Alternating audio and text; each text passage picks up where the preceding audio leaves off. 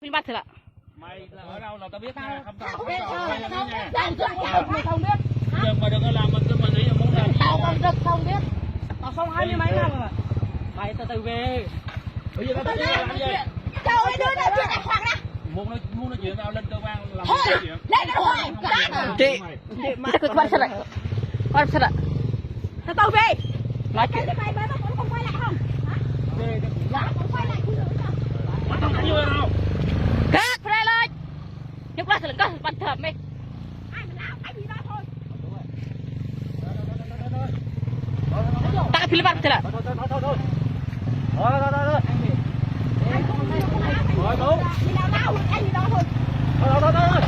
Rồi chưa có cái làm trường coi cái làm mẹ mẹ ngồi làm bạn làm mẹ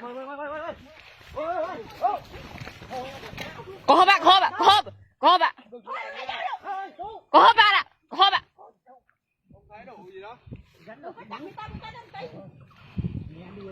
Nam nói rồi.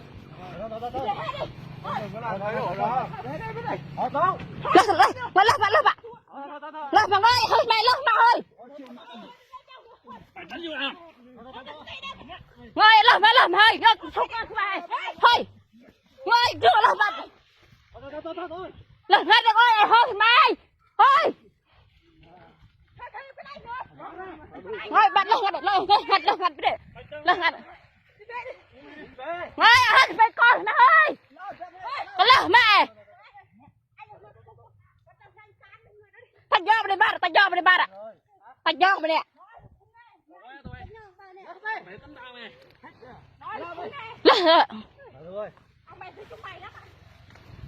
Hộp ăn bagay hộp bằng hộp đó mặt.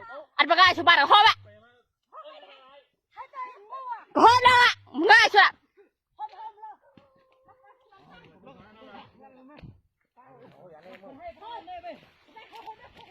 Hộp lên.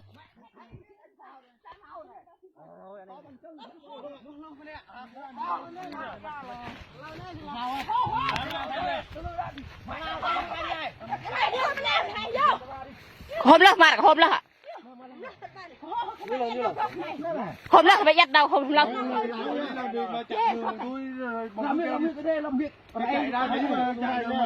luôn cái chuồng tông thì là hả hôm lắc á hôm lắc á có không biết đâu không coi đây chết của mẹ ta tệ hết hôm lắc hả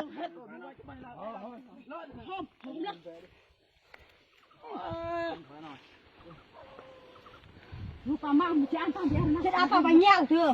Mày sẽ nhập rượu mày xem tôi đồng tình được hả? Biết rồi người dân đây không tin. Hôm qua mà nói rồi không nghe. Riêng mày không nghe riêng. Không nào đánh trước.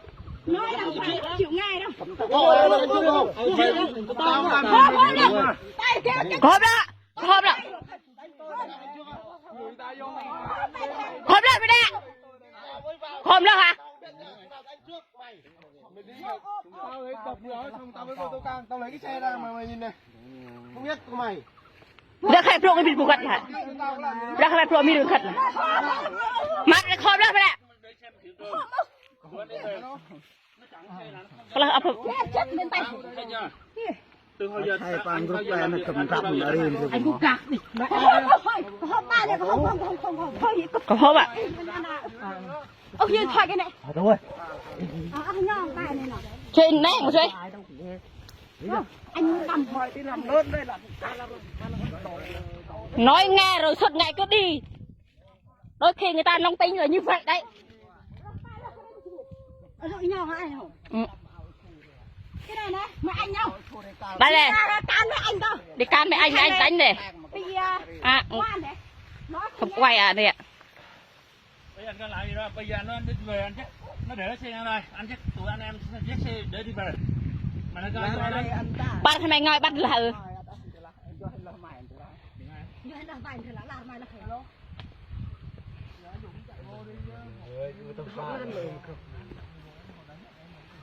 gì ai đánh trước là qua ông này này bị ông này mắt gì lé rồi á lấy ông đánh á thì thuê này oai này thật ở đây này chuột thật ở đây này lại oai này coi này coi mặt ông này này đây này cái anh nghe cán rồi tại vì bây giờ người đồng tính nó là đánh rồi mày ông đánh nó nào mới đánh chứ coi kìa coi tim coi điện thoại kìa coi điện thoại đi coi điện thoại đi mưa điện thoại luôn betul petang kalau pa he lo apa tu he ria pol mudan kal ria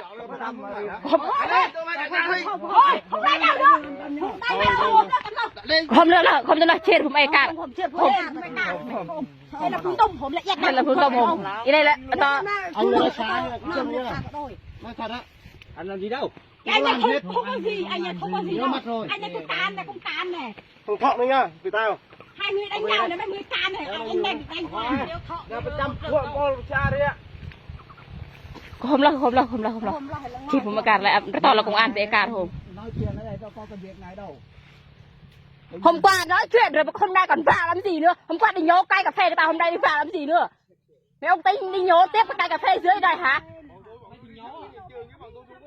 xác mình phải đang ngoan xuống đây nhổ cả không ta rồi ông có thấy tôi nhổ cài đi tôm chứ đâu kìa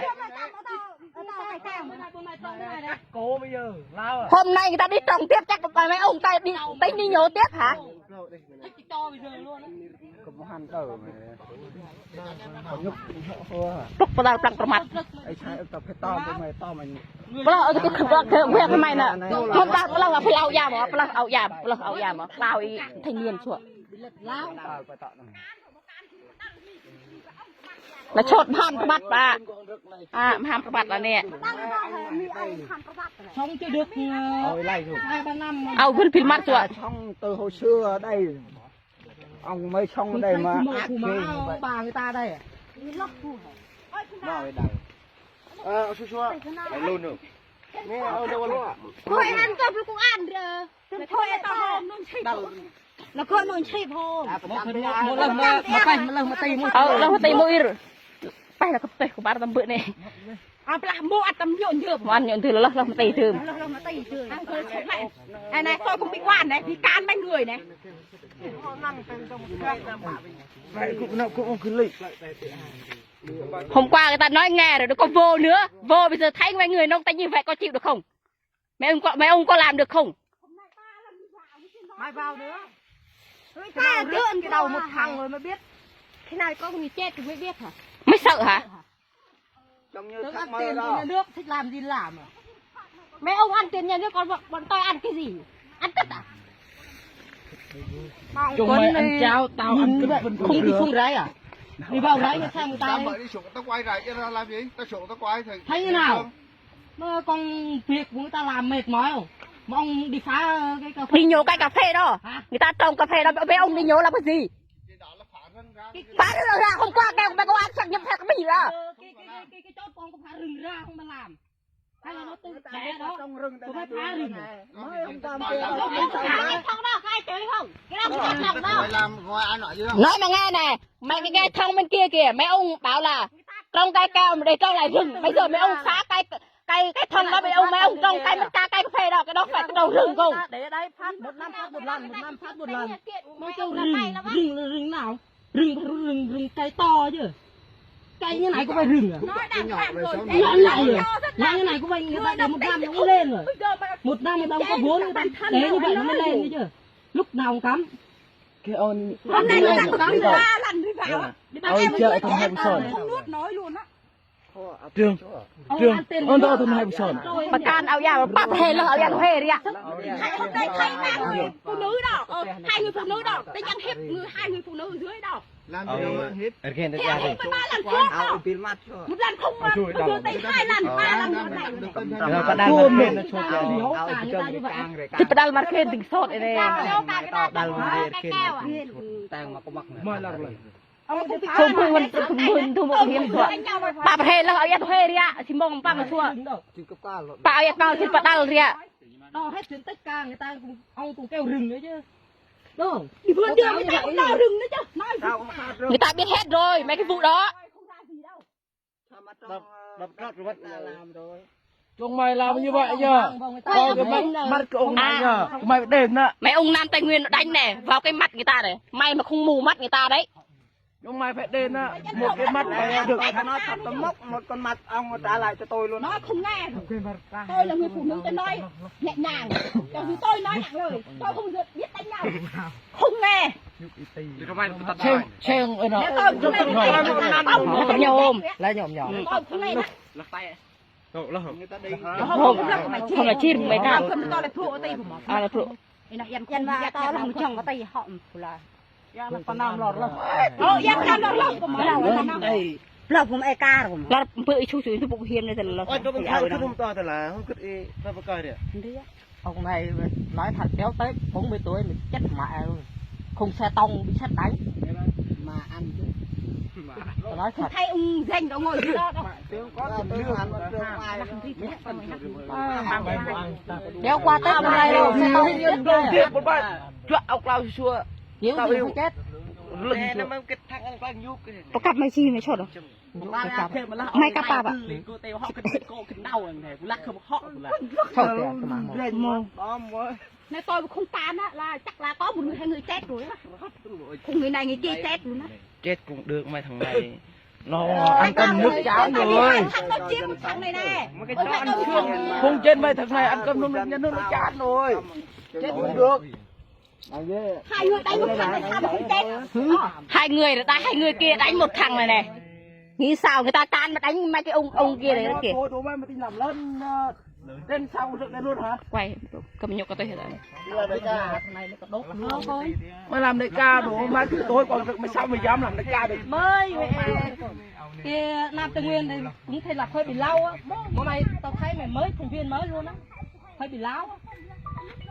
Chắc chưa được 2 năm đâu. Tao ở đây mấy chục năm cho nói này nè. Nghe rồi đây. Nếu ở lâu được đâu. Nam Tây Nguyên không phải ra. Hả? Chắc chúng mày như này tao chưa. Tao đi tù chúng mày rất cái đầu dưới đứt quá.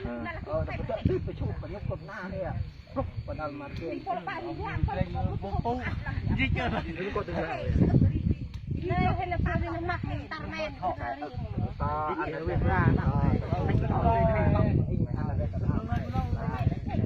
Hey, quay một chút quay hết này quay chưa được. Không là có quay lại thường bảo phần thế à?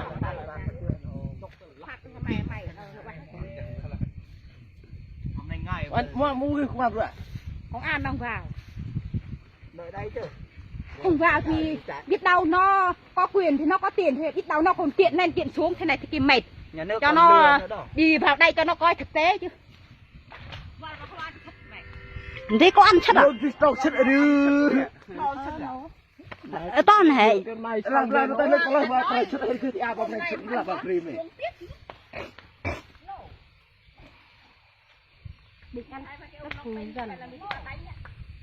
Mẹ em muốn trồng keo đi phát cái mới kìa, mà trồng kìa. Trồng giống người ta làm phá thông đi trồng cây mắc ca. Cây trồng ở đó phá hết rồi đâu. Tinh làm gì mới làm đâu. Trồng cây mắc ca với cây cà phê đâu. Cái đó làm cho ai? Làm cho cá nhân hay làm cho công ty Nam Tây Nguyên? Là thì không. Cái đó tại sao đi trồng cây mắc ca, một cây gì? Thôi sao không trồng lại cái cây? Lúc đi họp đã bảo là trồng cây rừng. Mà tới bây giờ lại trồng cái cây mắc ca đó. Dân cũng muốn trồng cây mắc ca mà dân lại muốn trồng cây cà phê. Mà bây giờ cho mình làm trồng mắc ca với cây cà phê đâu. Ông Dung đang làm đâu. Ông Dung bò đâu. Bây giờ chia mày nói đi phát cái thòng mà không đi bắt hả? Thôi mày kia nó chọc nhất đâu hả? Hình thế mìm thế là bạc.